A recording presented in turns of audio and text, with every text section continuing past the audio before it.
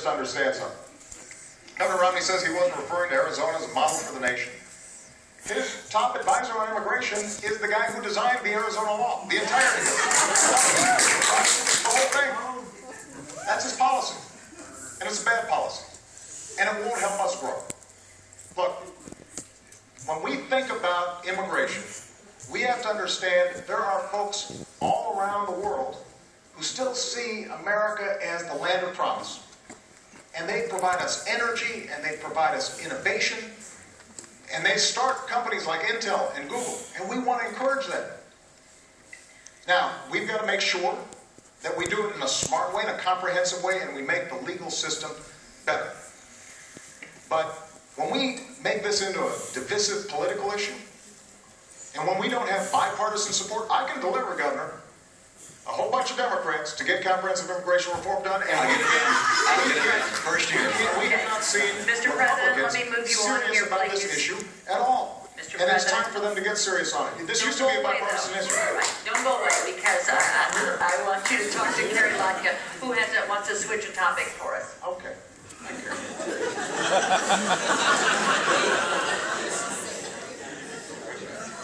I'm sorry, what's your name? It's Carrie Latka. This question actually comes from a brain trust of my friends at Global Telecom Supply in Mineola yesterday. We were sitting around talking about Libya, and we were reading and became aware of reports that the State Department refused extra security for our embassy in Benghazi, Libya, prior to the attacks that killed 4 Americans. Who was it that denied enhanced security, and why? Well, let me first of all talk about our diplomats, because they serve all around the world and do an incredible job in a very dangerous situation. And these aren't just representatives of the United States, they're my representatives. I send them there, oftentimes in harm's way. I know these folks, and I know their families. So nobody's more concerned about their safety and security than I am. So as soon as we found out that the Benghazi consulate was being overrun, I was on the phone with my national security team, and I gave them 3 instructions. Number 1, beef up our security and procedures, not just in Libya, but in every embassy and consulate in the region.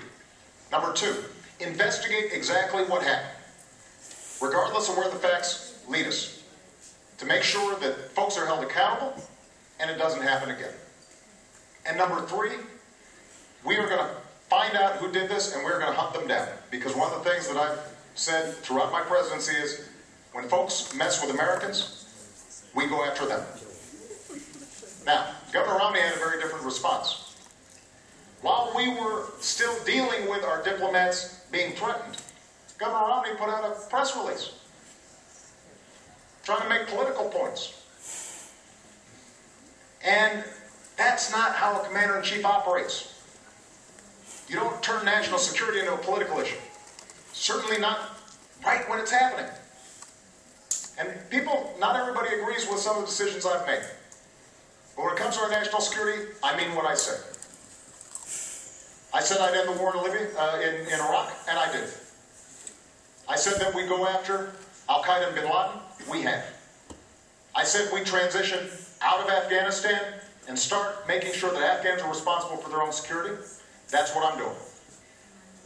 And when it comes to this issue, when I say that we are going to find out exactly what happened, everybody will be held accountable, and I am ultimately responsible for what's taking place there, because these are my folks. And I'm the one who has to greet those coffins when they come home. You know that I mean what I say. Mr. President, I've got to move us along. Governor? Thank you, Carrie, for your question. It's an important one. And I think the President just said correctly that the buck does stop at his desk, and he takes responsibility for the failure in providing those security resources, and those terrible things may well happen from time to time. I feel very deeply sympathetic for the families of those who lost loved ones. Today there's a memorial service for one of those that was lost in this tragedy. We think of their families and care for them deeply. There were other issues associated with this tragedy. There were many days that passed before we knew whether this was a spontaneous demonstration or actually whether it was a terrorist attack. and there was no demonstration involved. It was a terrorist attack. And it took a long time for that to be told to the American people. Whether there was some misleading or instead whether we just didn't know what happened, I think you have to ask yourself, why didn't we know 5 days later when the ambassador to the United Nations went on TV to say that this was a demonstration? How could we have not known? But I find more troubling than this, that on the day following the assassination of the United States ambassador, the first time that's happened since 1979, when we have 4 Americans killed there, when apparently we didn't know what happened, that the president, the day after that happened, flies to Las Vegas for a political fundraiser, then the next day to Colorado for another event, another political event. I think these actions taken by a president and a leader have symbolic significance, and perhaps even material significance, in that you'd hope that during that time we could call in the people who were actually eyewitnesses. We've read their accounts now about what happened. It was very clear this was not a demonstration. This was an attack by terrorists. And this calls into question the president's whole policy in the Middle East. Look what's happening in Syria, in Egypt, now in Libya. Consider the distance between ourselves and Israel. The president said that he was going to put daylight between us and Israel. We have Iran 4 years closer to a nuclear bomb. Syria is not just the tragedy of 30,000 civilians being killed by a military, but also a strategically significant player for America. That the president's policies throughout the Middle East began with an apology tour and pursue a strategy of leading from behind. And this strategy is unraveling before our very eyes. Because we're closing in, I want to still get a lot of people in. I want to ask you something, Mr. President, and then have the governor just quickly. Your Secretary of State, as I'm sure you know, has said that she takes full responsibility for the attack on the diplomatic mission in Benghazi. Does the buck stop with your Secretary of State as far as what went on here? Secretary Clinton has done an extraordinary job, but she works for me. I'm the president, and I'm always responsible. And that's why nobody's more interested in finding out exactly what happened than I did. The day after the attack, Governor, I stood in the Rose Garden, and I told the American people in the world that we were going to find out exactly what happened, that this was an act of terror, and I also said that we're going to hunt down those who committed this crime. And then a few days later, I was there greeting the caskets coming into Andrews Air Force Base and grieving with the families. And the suggestion that anybody in my team, whether Secretary of State, our UN ambassador, anybody on my team would play politics or mislead when we've lost 4 of our own, Governor, is offensive. Yes. That's not what we do. That's not what I do as president. That's not what I do as Commander-in-Chief.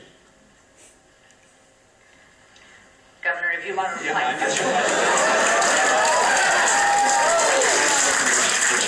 On the day after the attack, he went to the Rose Garden and said that this was an act of terror. You said in the Rose Garden, the day after the attack, it was an act of terror. It was not a spontaneous demonstration. Is that what you're saying? Please proceed, Governor. I want to make sure we get that for the record, because it took the president 14 days before he called the attack in Benghazi an act of terror. Get the transcript. He did, in fact, sir. So let me take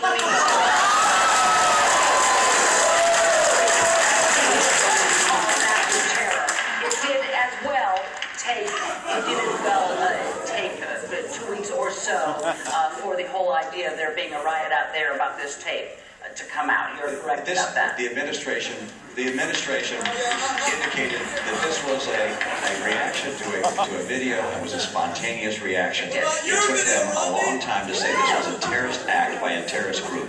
And to suggest, am I incorrect in that regard? On Sunday, your secretary, the ambassador to the United Nations went on the Sunday television shows and spoke about how this was a spontaneous reaction. I'm happy to have a longer conversation about absolutely, but I want to move you on, and also people can go to the transcript and figure out what was said and what. Are going to have a chance to get some of their questions answered. Because what I want to do, Mr. President, is stand there for a second, because I want to introduce you to Nina Gonzalez, who brought up a question that we